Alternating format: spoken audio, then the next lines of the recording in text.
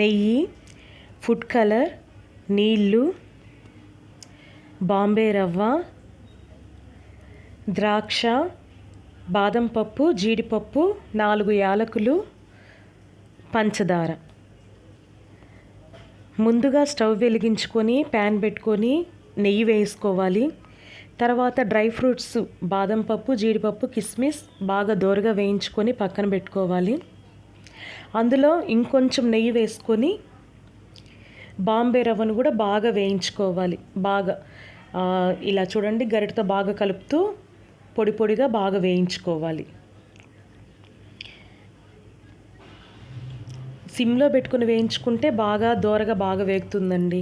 హైలో పెట్టుకుంటే మాడిపోతుంది, అందుకని సిమ్లోనే మొత్తం నేను వేయిస్తూ ఉన్నాను.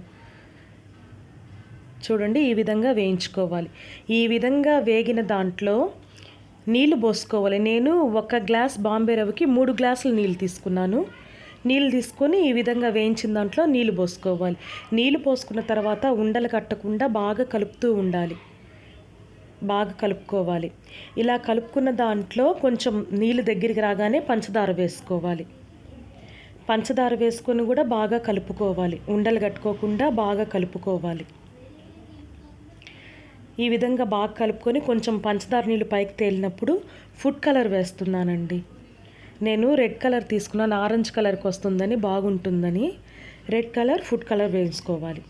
ఫుడ్ కలర్ వేసుకొని కూడా బాగా కలుపుకోవాలి. బాగా కలుపుకొని చూడండి, మొత్తం ఒక దగ్గరే కాకుండా మొత్తం స్ప్రెడ్ అయ్యేటట్టు ఈ విధంగా బాగా కలుపుకోవాలి.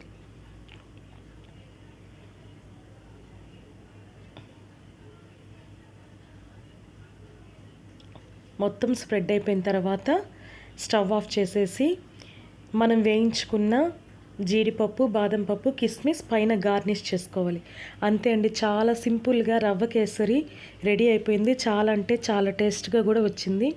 ఈ వీడియో కనుక మీకు నచ్చినట్లయితే లైక్ చేయండి, షేర్ చేయండి, కామెంట్ చేయండి. మరిన్ని వీడియోల కోసం మన ఛానల్ సబ్స్క్రైబ్ చేయండి.